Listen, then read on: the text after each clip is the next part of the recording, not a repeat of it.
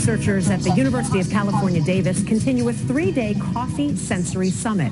The university wants to be a worldwide epicenter of coffee research, just as climate change threatens the multi-billion-dollar industry. Purdue researchers have reported that 3/4 of the farmers in Colombia say droughts have gotten longer.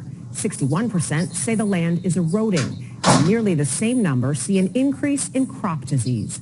5 years ago, a scientific journal warned forward-looking research on adaptation is therefore in high demand across the entire supply chain. That research is now being done in Davis and beyond in both conventional and novel ways. The main goal today is to illustrate the principle of conservation of mass. Bill Ristenpart isn't your average chemical engineering professor. Part A, we're going to be doing a whole bunch of brews in the Mr. Coffee. Use the same amount of water every time, okay, but then systematically vary the mass of the coffee grounds. In his Introduction to Chemical Engineering class, The Design of Coffee, students get to discover the science inside a cup of joe. And then part B, this is really exciting, we get to do our first roast. Are you guys excited about that? Woo! Yeah, okay, cool, right? Ristenpart started the class in 2013 as a freshman seminar. The idea came to him during, what else? A coffee break with a colleague. We were drinking coffee one day thinking about how to improve our engineering labs, and she suggested the idea, why don't we have our students take apart a Mr. Coffee drip brewer? And I thought, oh my gosh, why don't we make a whole class about coffee? The class that started with just 18 students is now attended by 2,000 a year. Its popularity was highlighted a few years back in a campus poll. One of their questions was, what is the best general education class? And number 1 was the design of coffee. Number 2 was introduction to human sexuality. And number 3 was introduction to beer brewing. And so now we like to say that at UC Davis, coffee is better than beer and sex. It's a good selling point for a lot of people. It is. What we didn't anticipate was how much interest there was from the industry. And they came to us and said, hey, you know, we need research. There are a lot of unanswered questions about coffee, and coffee faces a lot of issues, and we would love to partner with somebody in academia. UC Davis is well known for its agricultural research in fields like beer brewing and viticulture, or wine growing. They actually have a vineyard right on campus. And so one of our big goals is to make UC Davis an international location of excellence to create an academic talent pipeline to support the coffee industry. They've already built a coffee center with a prototype pilot roastery run by the former head roaster at Blue Bottle Coffee, a brewing and espresso laboratory, and a dedicated sensory lab. In all, there are about 35 professors teaching courses on everything from food science to global social change in coffee cultures, 1,500 to present. Why do we need somebody who knows how to do these things? Anything that helps the coffee industry produce better cups of coffee at higher quality to increase demand helps not only people here in the United States, but also there's a tremendous number of people around the world who live in developing countries whose livelihood depends on coffee. And so there's about 100 million people who make a living by picking coffee.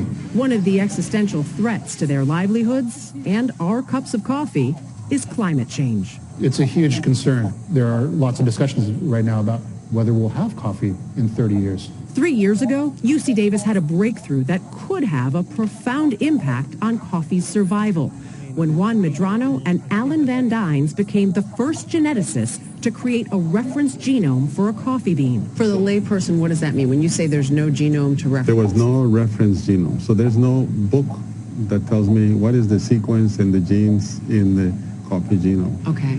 And that was very surprising to me because being an industry that is $20 billion industry, 2.4 billion cups of coffee every year, and there's no genome sequence when most crops have a sequence. Why do we need the genomes for plants like this? It's a tool in plant breeding. It's the second most traded commodity in the world, but nobody's looking at it at the plant level. The pair homed in on C. arabica, the bean behind 70% of worldwide consumption.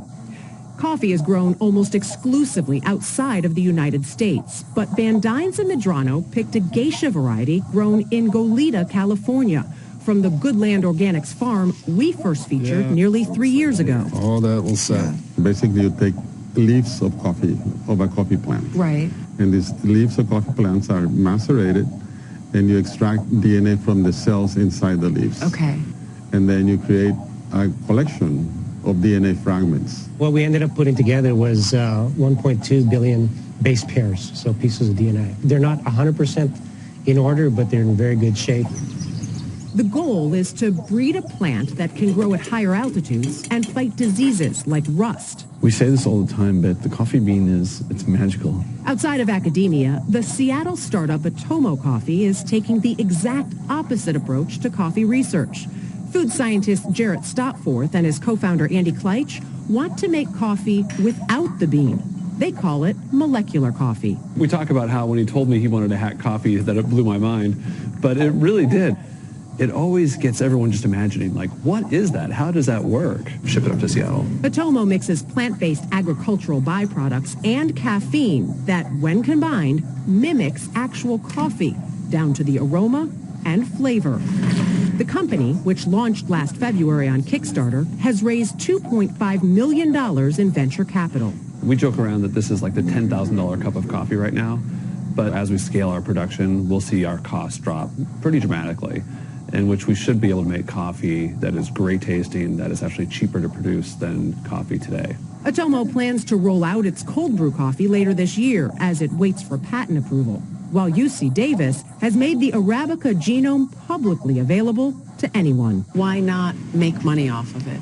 The basic knowledge of the reference genome, it's really an opportunity for many scientists, for many people in different parts of the world to benefit and produce great coffees from it. And that's the ingenuity. This is pre-competitive research is a good way of looking at it. We're a public institution, and the idea is let's raise the bar for everybody. Medrano, who's now retired from the university, is a co-founder of Fringe Coffee with Jay Ruski of Goodland Organics. This is our greenhouse. This plant right here, this one that says geisha. Yeah. This is exactly the one that was sequenced. This is a unique hybrid, that is resistant to frost. This coffee has 40% less caffeine.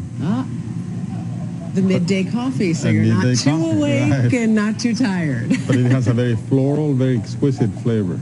The aroma is fantastic. I would say this is an all-day drinking coffee. It's delicious. Really delicious.